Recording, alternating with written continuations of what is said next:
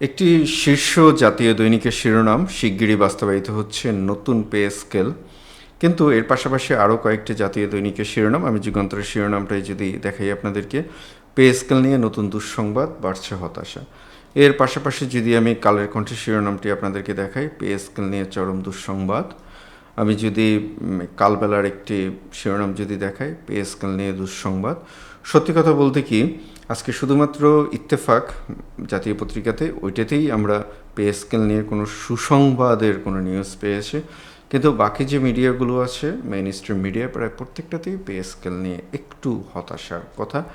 এমনকি ব্যক্তিগতভাবে যাদের সাথে যোগাযোগ করা যায় বা যাদের সাথে যোগাযোগ করেছি, প্রায় সব জায়গায় কেমন যেন একটু আলোচনাগুলো হতাশার।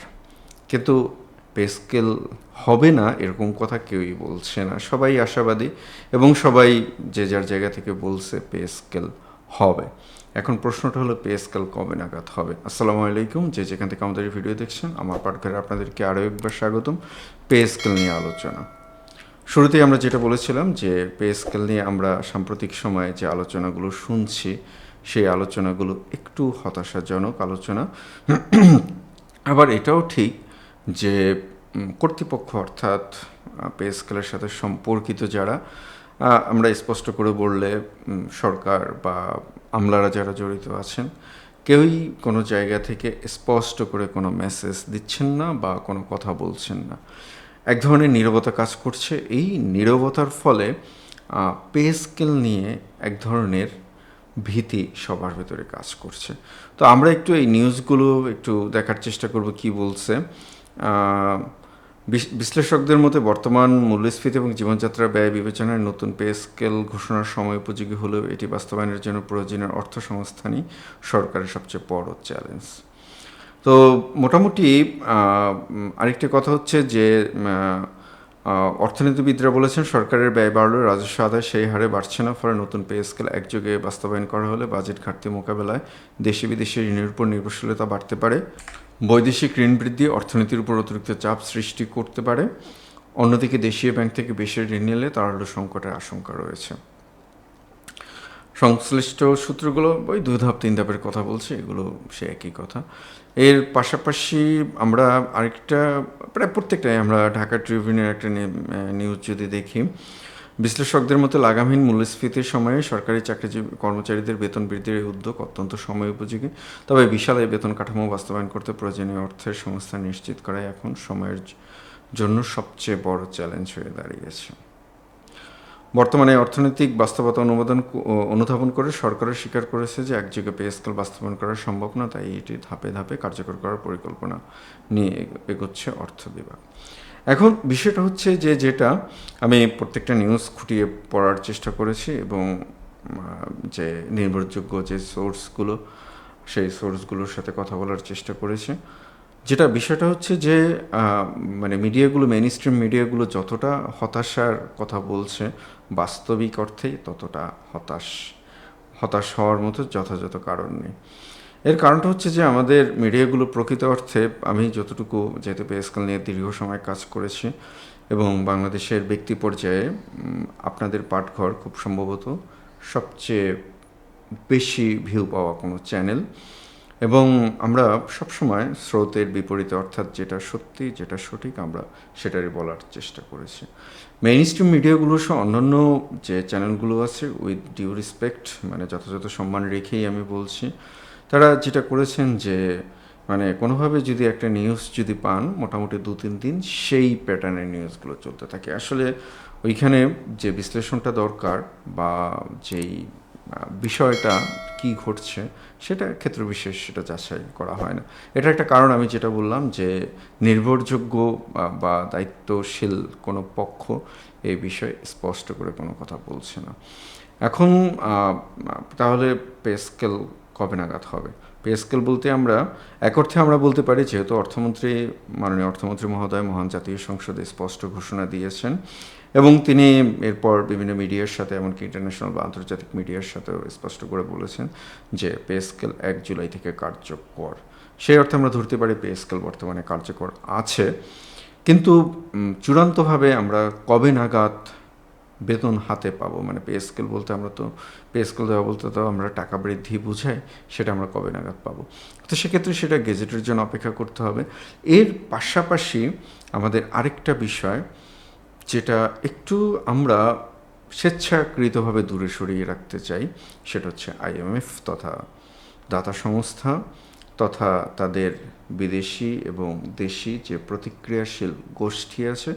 আমি একসাথে গোষ্ঠী ব্যবহার করব, গোষ্ঠী শব্দটি ব্যবহার করব। সেখানে কিছু আমাদের দেশীয় প্রতিনিধিরা আছেন আর কিছু সংস্থা আছেন যে তারা পে স্কেলের বিরোধিতা করেছেন। ফলশ্রুতিতে যেটা হচ্ছে যে এই পে স্কেল নিয়ে আলোচনাগুলো এরকমই একটু ঢিমে তালে চলছে। এখন যারা পে স্কেলের বিরোধী যারা আছেন তারা আসলে যে ভূমিকা রাখতে পারবেন কি না বিষয়টা সেটা না, কারণ শেষ পর্যন্ত মাননীয় প্রধানমন্ত্রী মহোদয় যেহেতু ঘোষণা দিয়েছেন, আমরা মাননীয় প্রধানমন্ত্রী মহোদয় সে কথার উপর ভরসা রাখতে চাই যে এখন ওইখানে মাননীয় প্রধানমন্ত্রী মহোদয় স্পষ্ট করে পে স্কেল নিয়ে মানে সরাসরি তেমন কিছু বলেননি, কিন্তু বিভিন্ন বরাত দিয়ে, বিশ্বাসযোগ্য বরাত দিয়ে মাননীয় প্রধানমন্ত্রী মহোদয়ের যে নির্দেশনা, সেই নির্দেশনাটা আমরা শুনতে পেয়েছি। তো ওই জায়গাটাতে এখন যেটা হচ্ছে যে একটা বিষয় সেটা হচ্ছে যে পে স্কেল নিয়ে গত মাসে চলতি মাসে 12 তারিখে যখন আইএমএফ বাংলাদেশে আসে, আইএমএফের প্রতিনিধি দল, তখন তাদের আলোচনার এজেন্ডার একটা বিষয় ছিল পে স্কেল, কিন্তু সেখানে দায়িত্বশীল ব্যক্তিরা সরাসরি বলেছিলেন যে পে স্কেল নিয়ে কোনো আলোচনা হয়নি। কিন্তু এখন আমরা শুনতে পাচ্ছি যে পে স্কেল নিয়ে আলোচনা হয়েছিল এবং আলোচনার একটি উল্লেখযোগ্য অংশই ছিল পে স্কেল বাস্তবায়ন। তো সেখানে আমাদের 9 লাখ কোটি টাকার বাজেটে 1,14,000 বা 15,000 কোটি টাকা আমাদের অতিরিক্ত, 1,05,000 কোটি টাকা আমাদের অতিরিক্ত খরচ হবে। তো বাকি অন্য বিষয়গুলো রেখে আইএমএফ শুধুমাত্র এই পে স্কেল নিয়ে আলোচনা করলো, এটা আপনারা বুঝতেই পারছেন যে কাদের ইশারায়, কাদের ইঙ্গিতে এবং কাদের আগ্রহে পে স্কেল নিয়ে আইএমএফ এই আলোচনাটা করলো। ফলশ্রুতিতে হয়তো ওই পক্ষটি, আমি এখনও বিশ্বাস করি তারা সফল হতে পারবে না, আমি এখনও বিশ্বাস করি পে স্কেল আমরা পাবো, কিন্তু যে টাইম ফ্রেমের কথা বলা হচ্ছে সেই টাইম ফ্রেমে আমরা পাবো না। তো এই সংক্রান্ত আরও কিছু নিউজ আছে, সেই নিউজগুলো আমার কাছে খুব একটা, যেমন একটি নিউজ কোনো একটি পত্রিকার নতুন পে স্কেল চূড়ান্ত পর্যায়ের প্রস্তুতি শীঘ্রই বাস্তবায়ন, মানে আন্দাজে নিউজ করা, মানে এটা মন চাইলেও ধরে নিয়ে এসে কপি পেস্ট করে নিউজ করে দিল, সমস্যা কি, মানুষ তো এটা শুনতে চায়। কিন্তু আমি ব্যক্তিগতভাবে যেটা মনে করি, বিভিন্ন সোর্স থেকে যে তথ্যগুলো আমি পাচ্ছি, ব্যক্তিগতভাবে আমি মনে করি যে আমাদের আগস্টের যে ডেডলাইন, সেই ডেডলাইনটি হয়তো একটু সরতে পারে। আমরা আগেও যেটা বলেছিলাম আমি ওইখানেই থাকবো, নভেম্বর ডিসেম্বর।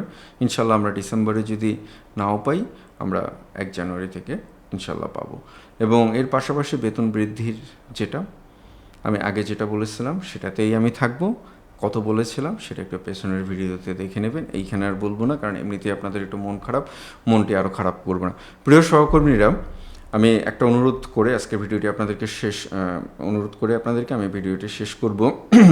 সেটি হচ্ছে যে দেখুন, প্রতিক্রিয়াশীল গোষ্ঠী পে স্কেলের বিরোধিতায় তারা, মানে তাদের পক্ষে যতটুকু করার দরকার তারা সবটুকুই করছেন। আমরা আমাদের ঐক্যবদ্ধ থাকতে হবে এবং আমাদের একটা কথাই বলতে হবে, পে স্কেল আমাদের দাবি নয়, পে স্কেল হচ্ছে আমাদের জন্য অপরিহার্য কোনো কিছু। এবং আমার সম্মানিত সহকর্মীরা যারা নেতৃত্বের পর্যায়ে আছেন, তাদেরকেও আমি অনুরোধ করব যে আপনারা শুধু এই কথাটিই বলবেন যে কোনোভাবেই হোক পে স্কেল আমাদের জন্য অপরিহার্য, এটার দাবির মধ্যে নেই। তো প্রিয় সহকর্মীরা, কী মনে হয় আপনাদেরকে, আগস্ট নাকি আগস্টের পর আমি যেটা বলছি সেই সময় গেজেট হবে? আমি চাই আপনারা সবাই আগস্টেই থাকুন, কারণ এত অনিশ্চয়তা, এত দুশ্চিন্তা এটা আর সহ্য করা সম্ভব না। তো আমাদের ভিডিওগুলো যদি ভালো লেগে থাকে অবশ্যই লাইক, কমেন্ট, শেয়ার করবেন এবং আপনাদের মতামত অবশ্যই আমাদেরকে কমেন্টে জানাবেন এবং সাবস্ক্রাইব করতে একদমই ভুলবেন না। ভালো কোনো খবর নিয়ে আবার আপনাদের সাথে কথা হবে। আসসালামু আলাইকুম।